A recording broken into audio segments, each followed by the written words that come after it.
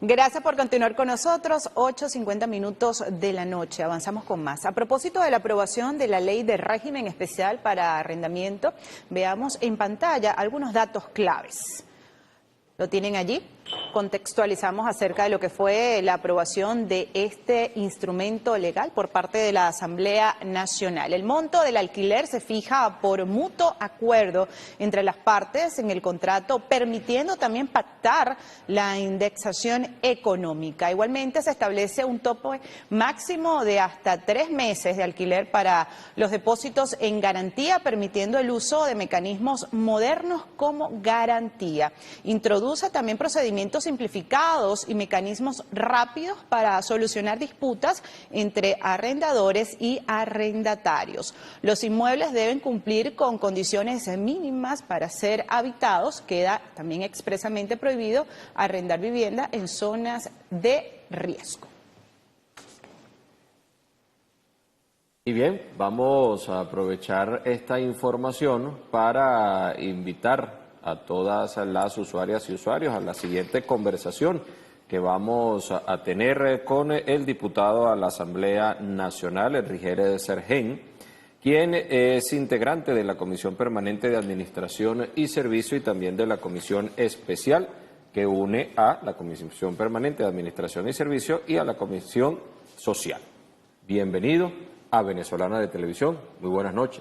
Buenas noches, gracias por la invitación. Bueno, para hablar un tema tan importante en estos momentos, bueno, que estamos pasando como Estado, como patria, como nación, y una atención especial que tenemos que tener a las familias que han tenido la pérdida humana de algún familiar, pero también la pérdida material de lo que es su hogar o lo que es su techo.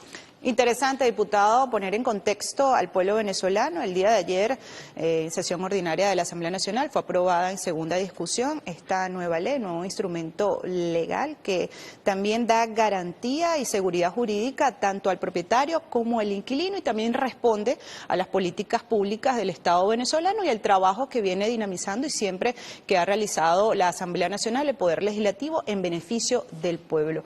Los beneficios de este instrumento legal que lo componen 27 artículos. Sí, bueno, primero decir que forma parte de una política de atención a las personas, bueno, que sufrieron la pérdida de su hogar, como decía al principio. Desde la Asamblea Nacional estamos trabajando 2 leyes, una es esta ley de régimen especial de arrendamiento de vivienda y la otra es la reforma de la ley contra la estafa inmobiliaria, que también fue aprobada en primera discusión y bueno, estamos terminando de afinar a través de la consulta pública en esta comisión especial que se conformó en la Asamblea Nacional. El día de ayer aprobamos esta ley de régimen especial y bueno, primero informar por qué es de un régimen especial, ¿no?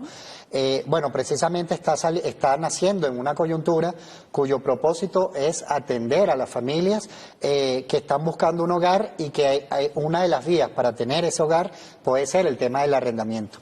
El arrendamiento es una modalidad que puede ser transitoria, pero bueno, también puede ser muy permanente, puede durar meses o años, bueno, dependiendo de las condiciones que tenga el inquilino, la inquilina o que también disponga el propietario o el arrendador. Este régimen especial también se trata porque existen ya familias que vienen en condición de arrendamiento. En la actualidad estamos hablando de unas 550.000 familias que viven en arrendamiento y que este régimen especial no los va a afectar, por decirlo de alguna forma. Esas 550.000 familias que viven en situación de arrendamiento, la regulación va a seguir siendo por la ley de regulación, valga la redundancia, de control y arrendamiento de vivienda promulgada el año 2011. Y los nuevos arrendamientos que nazcan luego de que sea promulgada en Gaceta, sí, van a ser con esta ley de régimen especial. Por eso es que es un régimen especial. Estimamos que en poco tiempo pudiera ser alrededor de 50.000 viviendas alquiladas que pudieran estar bajo este régimen. Eso según las cifras, bueno, de la misma Cámara Inmobiliaria de Venezuela y, bueno, también algunas proyecciones que nosotros hemos hecho en el mercado inmobiliario. Por eso también es importante que la gente comprenda y entienda que el principio de esta ley también parte de la voluntad de las partes. ¿Qué quiere decir eso? La voluntad de las partes quiere decir, bueno, una persona que es propietaria o es arrendador no siempre el propietario es el arrendador, porque puede ser una administradora también, y el propietario le da la cualidad para alquilar una vivienda, bueno, la pueda colocar en el mercado y una persona, un demandante, en especial los compañeros, las familias que tuvieron esta tragedia, bueno, están buscando, ¿no? Lo que busca esta ley es que las partes puedan llegar a acuerdos, ¿no? Es el principio y es la voluntad de las partes, ¿no? Para eso tienen que firmar un contrato de arrendamiento que tienen que tener una serie de garantías, bueno, quién es el propietario, quiénes son los inquilinos, los datos de la vivienda y de la misma forma, bueno, cuánto va a ser el canon de arrendamiento, cómo es la modalidad de pago, cuánto es el tiempo que se estipula en el canon de arrendamiento, es decir, si ahora un año, que por lo general se realizan y se ejecutan así. ¿Cuáles son las garantías, verdad? Esta ley, como ustedes también decían, plantea una garantía que puede ser a través de un seguro o lo correspondiente a 3 meses de canon de arrendamiento. Esto diferencia a la ley de regulación y control de arrendamientos de vivienda, es decir, los que están en la actualidad vigente de esas 550.000 familias. ¿Por qué? Porque primero están regulados a través de la Superintendencia Nacional de Arrendamiento de Vivienda, que coloca cuál es el precio y cuál es la rentabilidad, que se puede revisar anualmente o por oficio a través de este ente. En este caso será la voluntad de las partes que establecen, bueno, cuál es el canon de arrendamiento. La otra diferencia también es, bueno, que pueden establecer cualquier tipo de moneda, no solo el bolívar, pero el inquilino, bueno, si no paga en la moneda extranjera, puede pagar en bolívares, ¿no? Indexado a lo que establece el Banco Central de Venezuela, exactamente. La ley de regulación contra el arrendamiento de vivienda no establece esta situación, establece que el arrendamiento es en bolívar. Y lo otro es cómo se resuelve cualquier conflicto, ¿no? Los alquileres que están vigentes, bueno, se establece a través de la Superintendencia Nacional de Arrendamiento de Vivienda, que es una instancia previa a la demanda, y esta establece la resolución de conflictos por distintas vías. Puede ser a través de un arbitraje, que es privado. Existe, por ejemplo, una cámara en la ciudad de Caracas, creo que no está desarrollado a nivel nacional. Hay universidades que también los centros jurídicos han establecido durante muchos años estos centros de arbitraje que también pueden servir, pero también la justicia de paz los jueces de paz comunal, los jueces de paz también puede ser un centro de arbitraje. Pero de la misma forma también las partes, la voluntad de las partes pueden establecer directamente que sea un tribunal de municipio para resolver cualquier conflicto. ¿Qué busca esto? Bueno, busca dinamizar y que esos acuerdos sean de manera expedita y bueno, también busca que se puedan llegar a esos acuerdos. Si un propietario o un arrendador, bueno, coloca una cifra muy exorbitante, muy especulativa, difícilmente va a tener un demandante y se van a acercar, bueno, para poder tener ese alquiler, ¿no? Y bueno, también las condiciones que coloca el inquilino, bueno, también tienen que generar corresponsabilidad para que ese propietario también se sienta atraído a colocar esa vivienda en alquiler. Y ese es el motivo que nosotros estamos buscando para que sea un régimen especial en esta coyuntura que estamos viviendo. Ahora dos inquietudes. La primera, para lograr este régimen especial hubo una consulta de los sectores que tienen que estar o están vinculados directamente con el factor arrendamiento, ¿no? Usted acaba de nombrar la Cámara de Arrendamiento, pero también los sectores y en este momento de la coyuntura, ¿no?, para satisfacer ambas necesidades.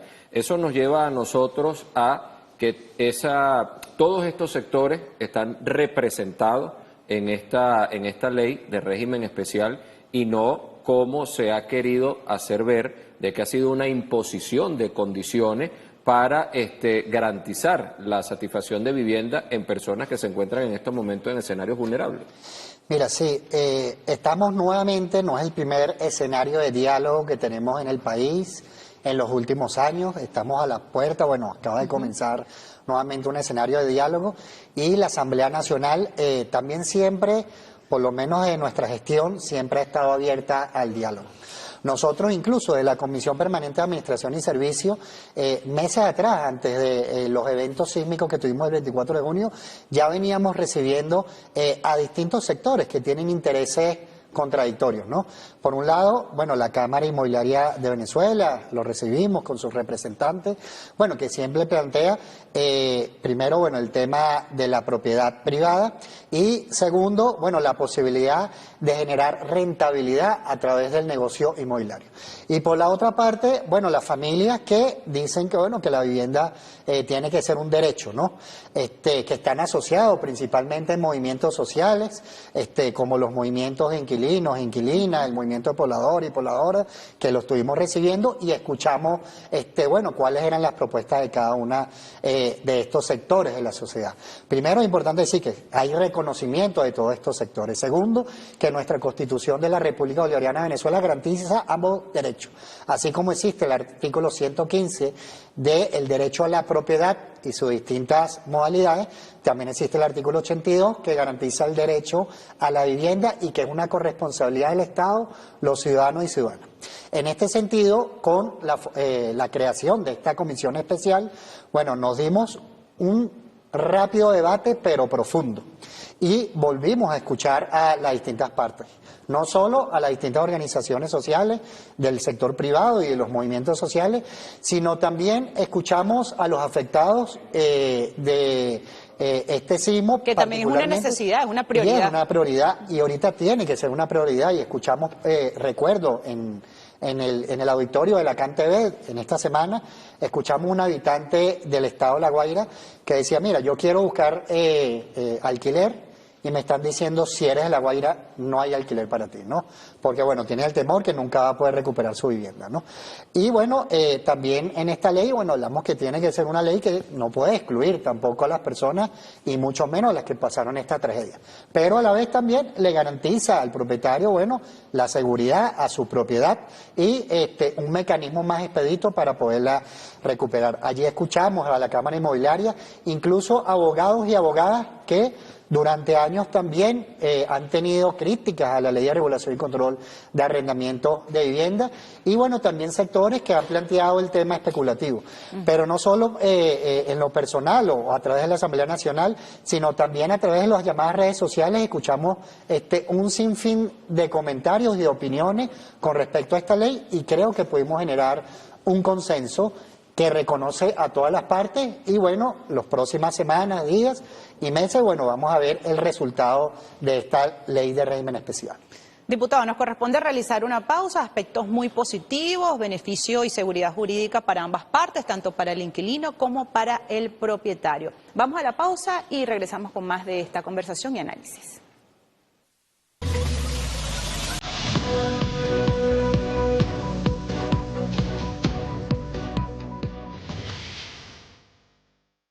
Este viernes 31 de julio quedó aprobada en Venezuela la nueva normativa legal que regulará el mercado de arrendamiento en el país, un marco jurídico diseñado para redefinir las relaciones entre propietarios e inquilinos y establecer reglas claras en el alquiler de inmuebles residenciales y comerciales.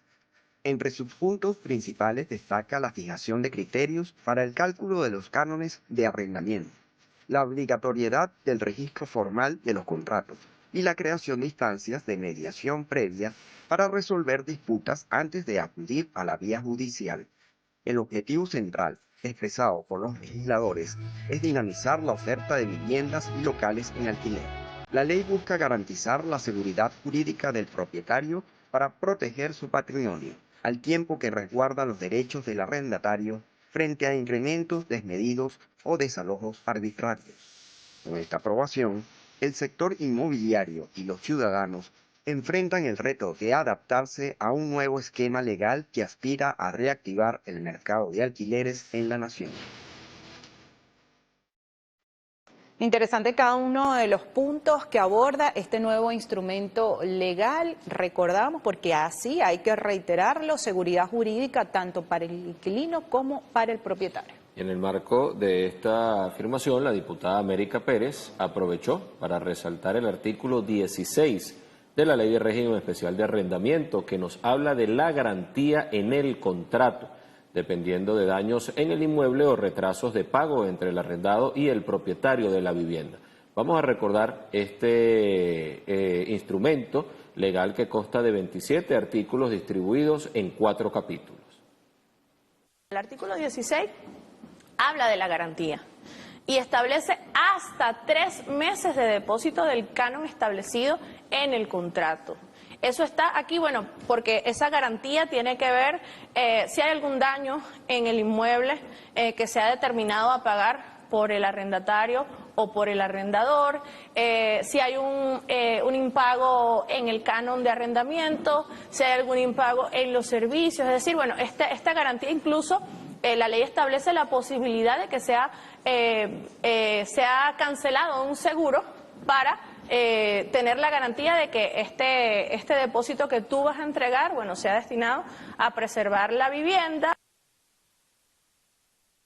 Interesante lo que comentaba la diputada a la Asamblea Nacional, América Pérez, el día de ayer también en entrevista acá en Venezolana de Televisión. Nosotros continuamos en compañía del diputado Rigel Sergen, también integrante de la Comisión Permanente de Administración y Servicios de la Asamblea Nacional. Escuchamos entonces aspectos interesantes que contiene este nuevo instrumento legal, diputado, pero también cómo viene a dinamizar todo el sector inmobiliario esta nueva ley de régimen especial de arrendamiento de vivienda, teniendo en cuenta también aspectos importantes como lo es el establecimiento del canon de pago, ¿no? Que también se puede hacer en moneda extranjera, se viene a formalizar ya de manera expedita en esta nueva ley y también a formalizar esos contratos que ya se venían realizando en otras oportunidades.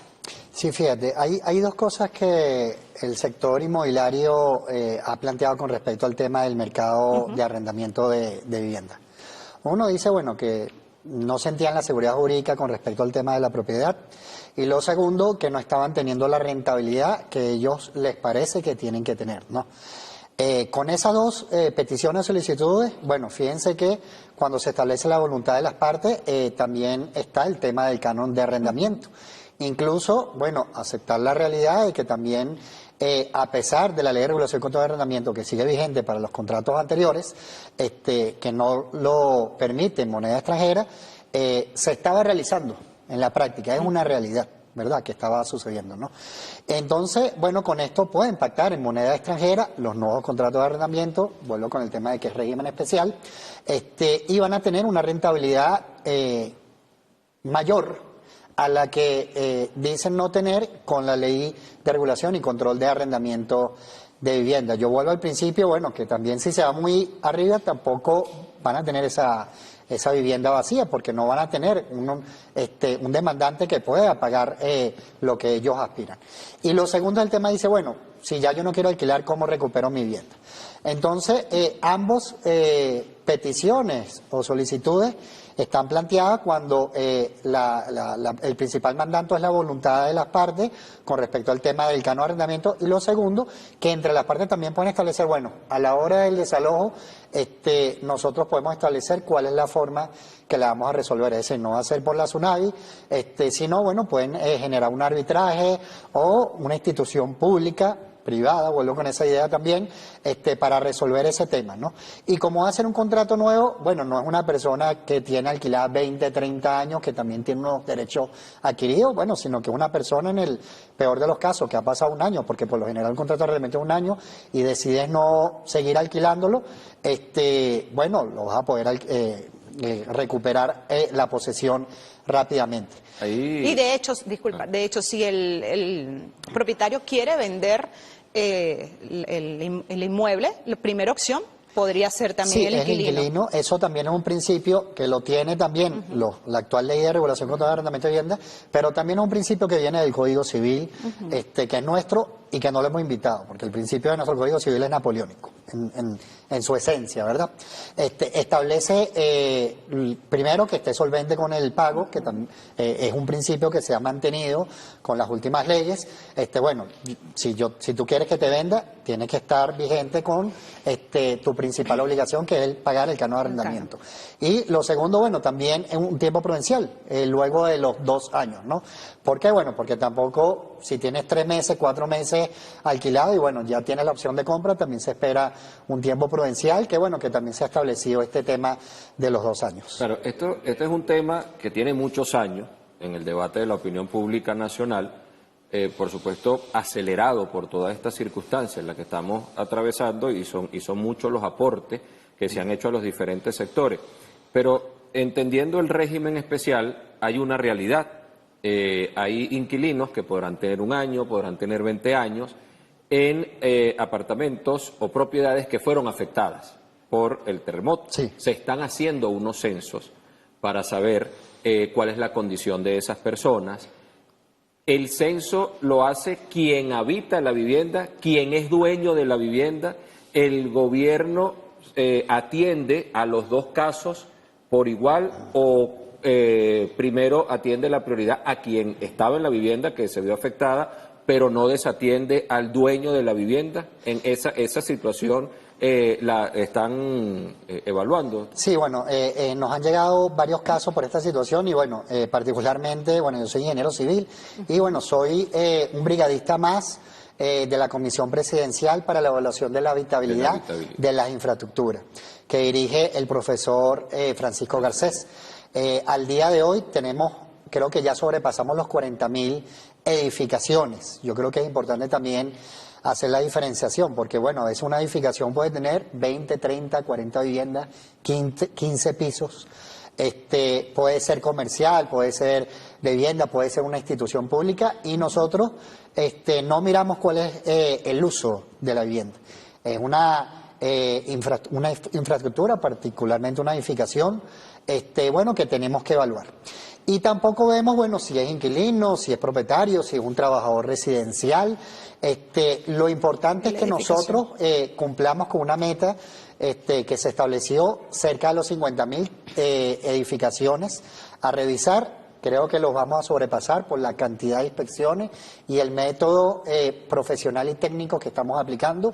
Y bueno, sí hemos llegado a algunos casos donde nos hemos encontrado que el habitante es una familia inquilino, ¿no? Primero decir que tiene que ser la inspección lo más objetiva posible.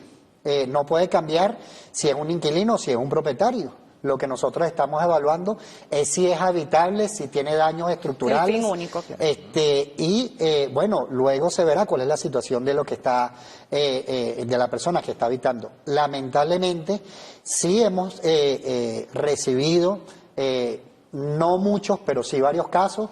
Recuerdo uno en Los Dos Caminos, otro también en la parroquia de San Juan, donde se han presentado los propietarios y están queriendo que le coloquen etiqueta roja, ¿no?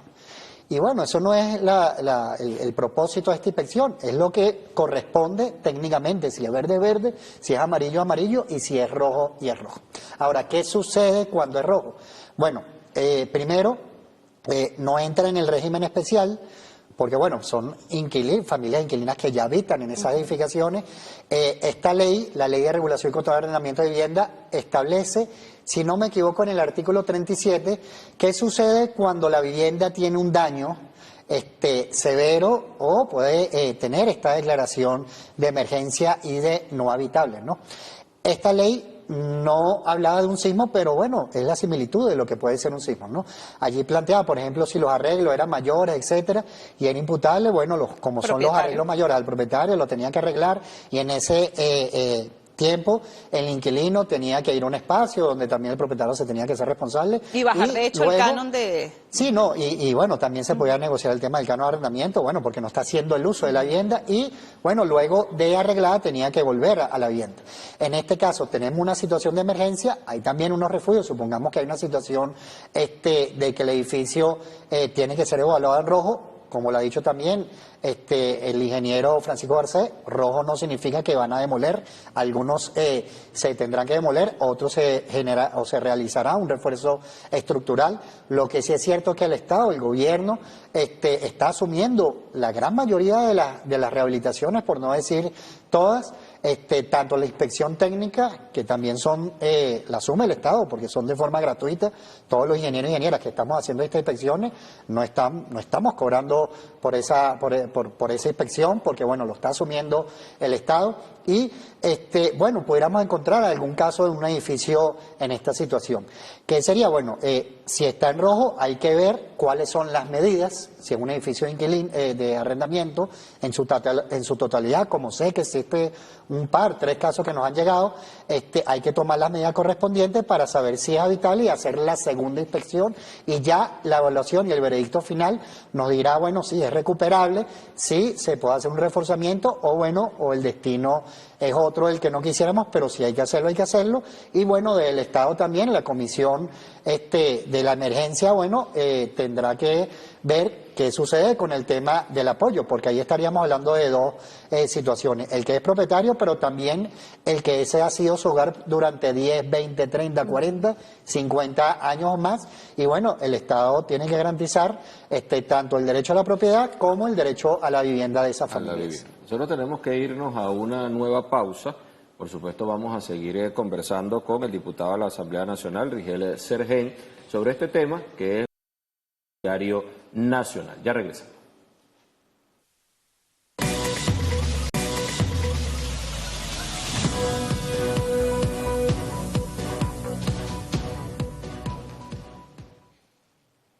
Bien, y nosotros continuamos llevándoles a ustedes esta conversación con el diputado a la Asamblea Nacional, Rigel Sergen, quien estamos ampliando todo el tema de la ley del plan de régimen especial para el arrendamiento. En esta oportunidad, diputado, quisiéramos conversar sobre uno de los protagonistas que también forma parte de todo este debate, que son las inmobiliarias, ¿no? Y en lo particular en nuestro país, desde una data reciente, de hace varios años para acá, se ha copiado ese modelo internacional de arrendar inmuebles por Internet. Hay páginas web que han asumido el control de ciertos inmuebles y lo alquilan. Esos procesos de alquiler que se han hecho bajo ese mecanismo, ¿también lo contemplaron? ¿Está visto allí? ¿Qué hace la persona en esas circunstancias? Sí, bueno, fíjate, es importante resaltar que este régimen especial y también la que sigue vigente para los antiguos alquileres, establece, bueno, lo que es un arrendador y lo que es un propietario. Decía al principio, un propietario no necesariamente es el arrendador, porque los arrendadores también pueden ser algunas inmobiliarias. Y hay inmobiliarias que tienen aquí toda la vida, pero también, bueno, con ese tema de las redes sociales también se han generado una cantidad de lo que podemos llamar inmobiliarias, algunas sí residenciadas aquí, pero hay otras que son muy virtual y que también tienen otro tipo de arrendamiento, que son los llamados Airbnb, ¿no? Por sus iniciales en inglés, que se ha dado en Estados Unidos, en Europa también, pero también en México se dio, y fue muy debatido este tema. ¿Por qué? Porque al final ese es un arrendamiento que no es tan permanente, es muy expedito, porque en teoría es para el tema del turismo, ¿no? Pero, estadía corta. Sí, estadía corta. Y bueno, tiene otras condiciones. Ese alquiler, pudiéramos decir, bueno, no entra en esta regulación porque esta excluye el tema del turismo.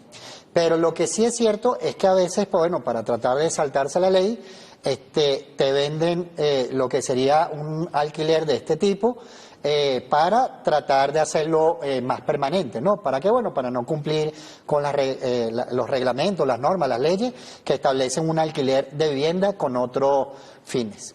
Y este tipo de arrendamiento incluso en otros países, tanto en Europa como en América del Norte, México, Canadá, Estados Unidos, ha traído una gran polémica, ¿no? Por el tema de la turificación, creo que es el término que han utilizado, ¿no?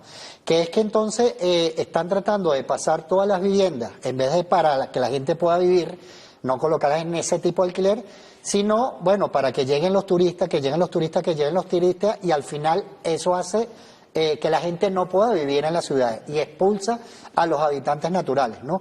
Y ese proceso también se conoce como gentrificación, que es un término inglés donde, zonas que han estado deprimidas económicamente, viene un sector económico y hace este tipo de alquiler y empieza a expulsar a la gente, ¿no? Entonces, decir que este régimen especial tiene que ser para vivienda, para vivir, para habitarlo, para que sea un hogar, así sea por un año, ¿no? Y es distinto para una persona que necesita un alquiler tipo turismo. Pero lo otro también es importante que esta ley, que la formalidad del contrato, así como decía, los propietarios piden, exigen o plantean estos dos términos que dije, el tema del respeto a la propiedad y el tema del canon de arrendamiento para tener mayor rentabilidad. También las familias que vienen a alquilar también piden algunas cosas, ¿no? Entre una de las cosas que también piden es la seguridad, ¿no? Y a veces hemos tenido casos que le alquilan a una persona y no tiene la cualidad para alquilar. O a veces ni siquiera le dan un recibo y los términos se los cambian de un día para otro. Esta ley en el artículo 8 dice que se tiene que formalizar de forma escrita el contrato de arrendamiento, y eso nos parece también importante porque eso le da seguridad a las partes para saber qué es lo que estamos pactando allí, ¿no? Y en esta formalidad, establece unos requisitos mínimos y entre esos requisitos mínimos también habla cuál es la cualidad del que está actuando como el arrendador o como el propietario. ¿Para qué? Para evitar distintas situaciones, porque entonces a veces no es el propietario, sino es un arrendador y puede ser una de estas inmobiliarias fantasma, permíteme el término. ¿Y por qué digo fantasma? Porque no tiene la cualidad, no tiene el aval del propietario y puede ser que el propietario murió hace años y tiene una sucesión y la sucesión no ha reclamado la propiedad, esto no es un litigio jurídico, o están fuera del país y viene una administradora y está alquilando sin tener la cualidad. Este artículo 8 también dice, cuál es la cualidad del que está actuando, ¿no?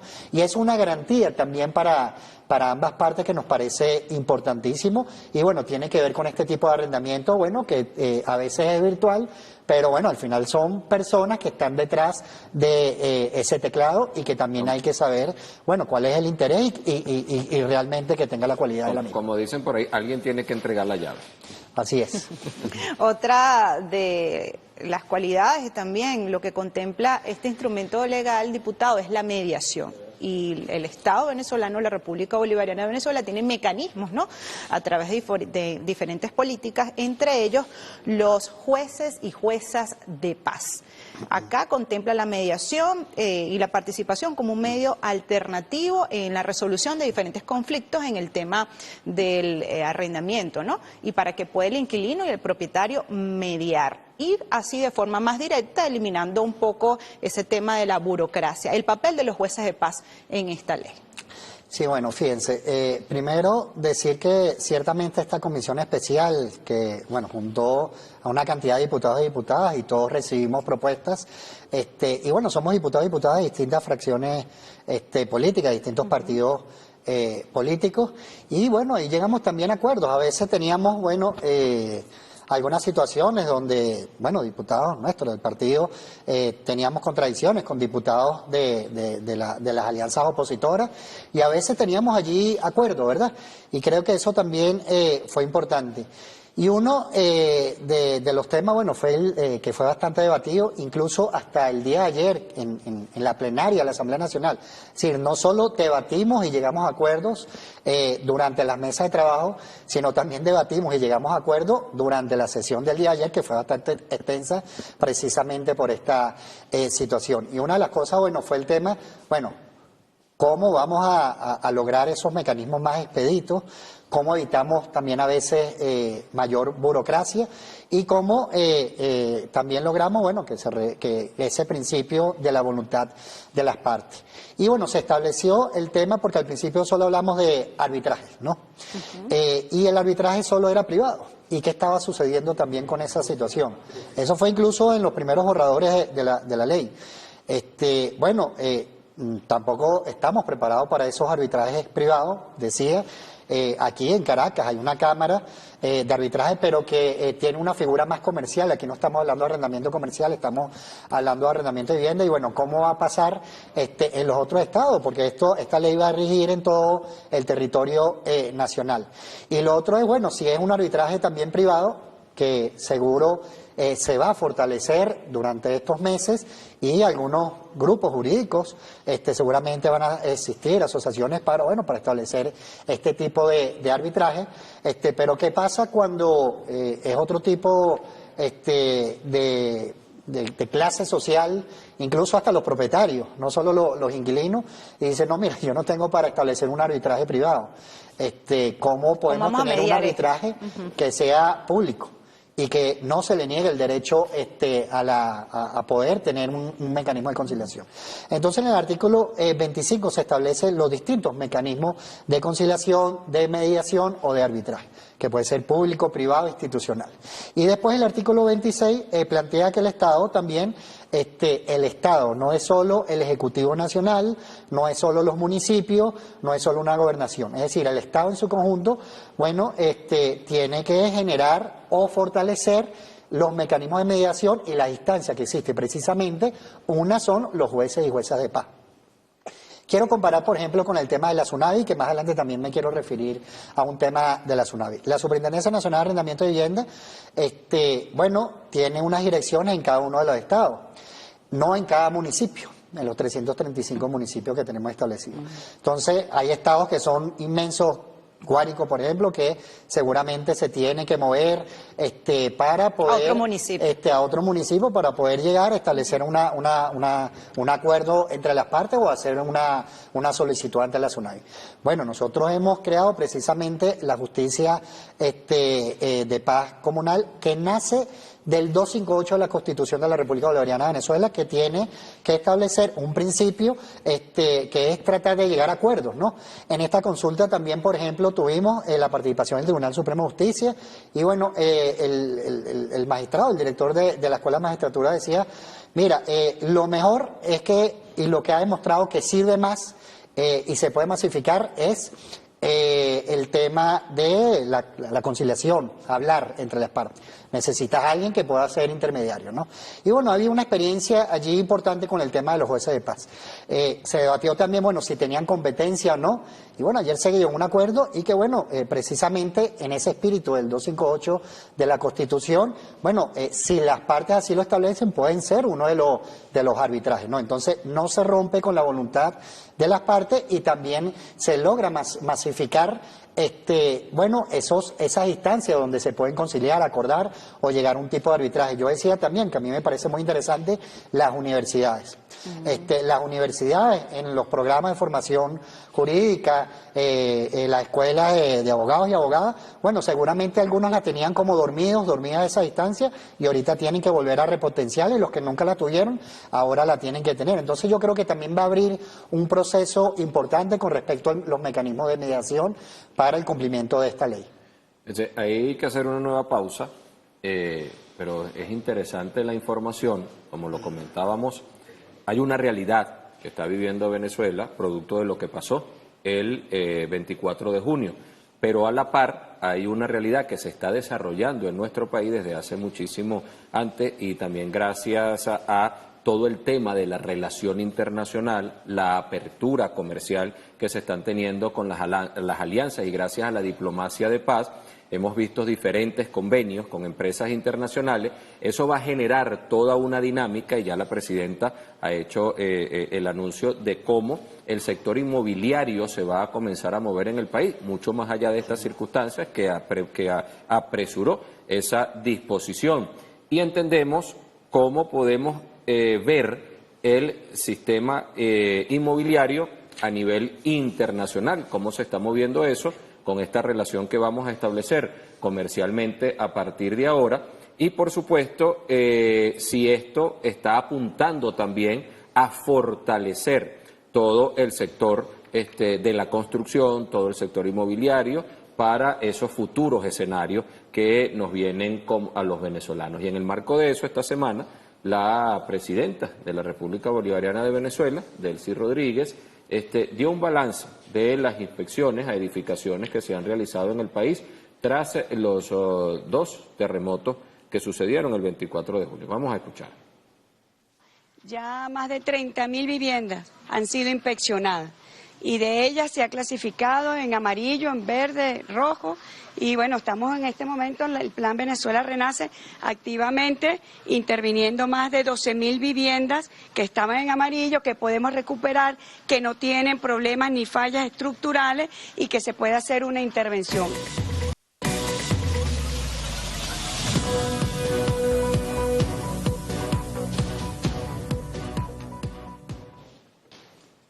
Bien, y regresamos para seguir conversando con Rigel Sergent, diputado a la Asamblea Nacional, y seguir avanzando en el tema inmobiliario, gracias a la ley de régimen especial para el arrendamiento. Había quedado una pregunta en el aire, diputado. Estábamos conversando sobre el efecto que viene también para Venezuela, esa ampliación comercial que hay. Si bien es cierto, pudiera estar referido solo a la parte comercial, también va a venir mucha gente a trabajar a nuestro país, va a necesitar, no creo que vayan a comprar, se abre también el sector de arrendamiento para todas estas personas, estas empresas. Eso también se visualiza no en esta ley, por supuesto, pero sí dentro de esta comisión, que eso va a favorecer la movilidad económica y comercial de nuestro país. No, bueno, ciertamente también hay alquiler que tiene que ver con el tema de las relaciones laborales, una realidad que también existe. Pero principalmente creo que el punto aquí a destacar es lo que aporta el sector de la construcción al PIB, que puede ser alrededor entre el 13-15% en algunas economías y otras economías más desarrolladas que puede llegar al 20% o un poco más del porcentaje del Producto Interno Bruto. Y que bueno, nuestra capacidad en la construcción, bueno, se fue mermada, bueno, por toda la situación económica que nosotros hemos pasado en los últimos años. Bueno, consecuencias ya sabemos también por qué ha sido, y que ahorita también podemos recuperar, y creo que también es importante. En este sentido, lo que tiene que ver con el tema del sector de la construcción, pero particularmente el tema de vivienda, pudiera decir, bueno, ¿cuáles son los tres o cuáles son los sujetos? ¿Cuál es el sujeto constructor? Nosotros podemos establecer tres sujetos, que es el Estado, el privado y también el pueblo organizado, el pueblo con su misma peripecia, con su misma capacidad, a veces donde pudo, como pudo y con lo que tenía. Así nacieron los sectores populares, y esto no solo sucede en Venezuela, sucede en toda Latinoamérica, de México hasta Argentina, Chile, ¿no? Pasando por Venezuela, evidentemente. ¿Y cuál es el porcentaje? ¿Quién es el que construye más? Bueno, aquí puede ser una gran sorpresa por lo que el sentido común nos dice. El 70% es la misma gente, que es a través de la autoconstrucción. El 20% es el Estado y el 10% es el sector privado. Esas cifras no las saco de la imaginación, esas cifras son de finales del año 90 y la primera década de los años 2000, 2009, hasta el 2009, de una ONG llamada Provea, ¿no? Que tampoco es afín al gobierno, ¿no? Entonces, bueno, vamos a creerle a esa cifra.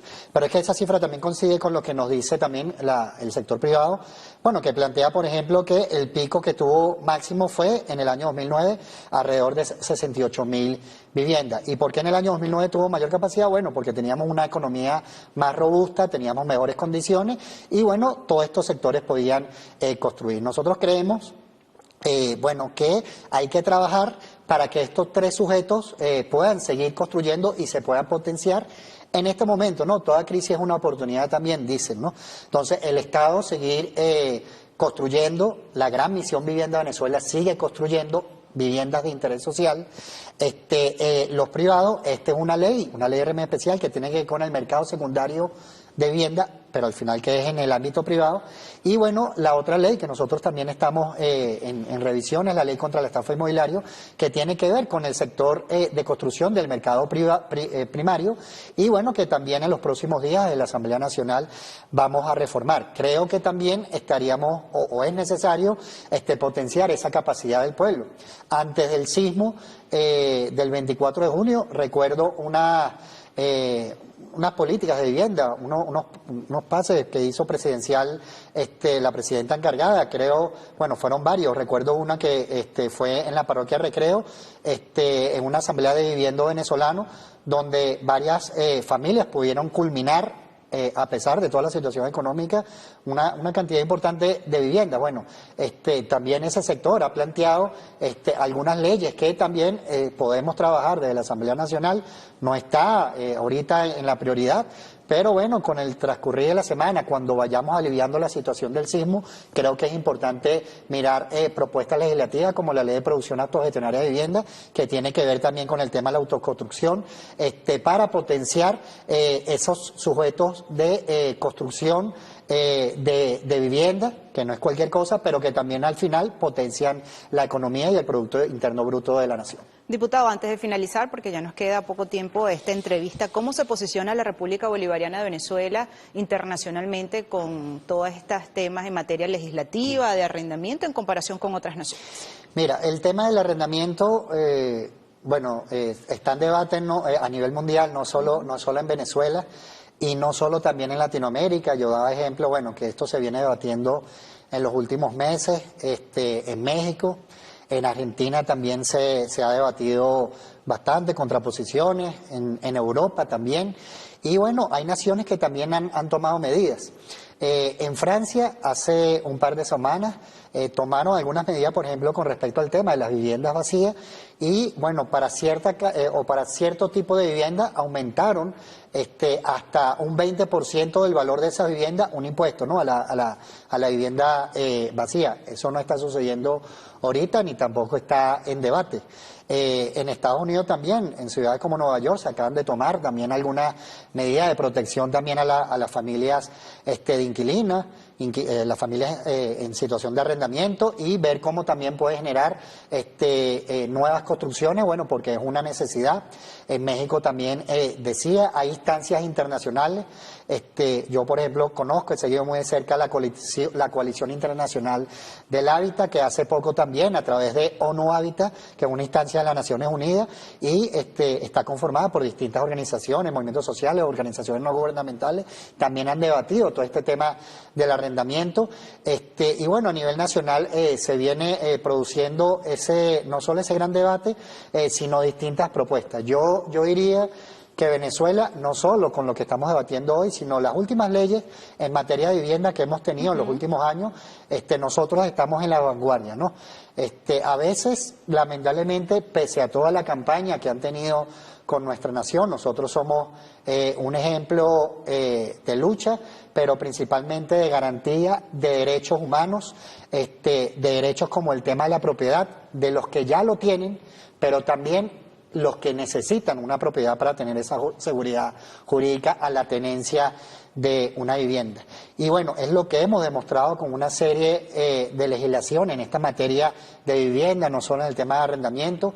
Creo que la Gran Misión Vivienda Venezuela, yo soy un gran defensor de la Gran Misión Vivienda Venezuela, también ha pasado en estos días una campaña en contra de la Gran Misión Vivienda Venezuela. Es lamentable cada vivienda, cada edificación que se desplomó por el tema del sismo, y hay viviendas de interés social, pero también hay viviendas privadas, hay viviendas que fueron construidas del año 99 hacia adelante, pero hay también viviendas que fueron construidas hacia atrás, y todo eso lo lamentamos.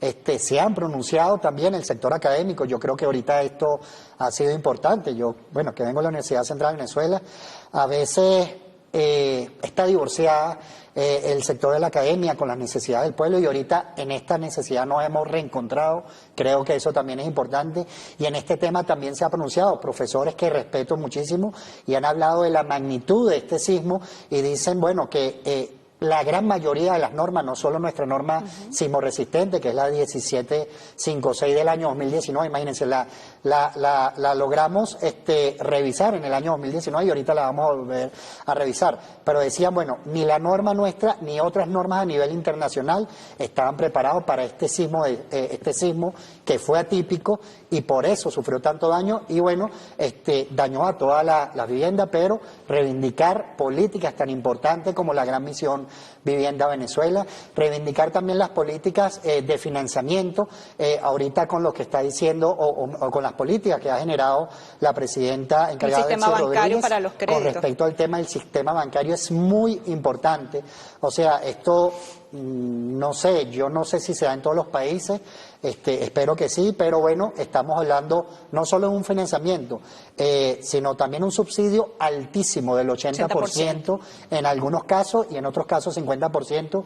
Esa diferencia también es para intentar que algunos no se aprovechen y empiecen a especular con ese tema de la vivienda. Esto también ha llamado a muchas personas, incluso la mayoría de inquilinos nos dicen, bueno, nosotros también quisiéramos que se abriera la cartera crediticia y bueno, esperemos que luego de esta prioridad que el pueblo de Venezuela lo tiene que entender y luego que sigamos recuperando nuestra economía, podamos lograr que logremos este crédito bancario también para garantizar el derecho a la propiedad de todas las familias venezolanas. Una de las principales afirmaciones que siempre ha dado y ha mantenido la presidenta es lo importante que es el sector de la construcción, el sector inmobiliario, porque es transversal, o sea, levanta muchos otros sectores de la economía. Lo que se ha logrado ha sido gracias a la sinergia de los diferentes sectores, tanto públicos como privados, nacionales incluso hasta internacionales.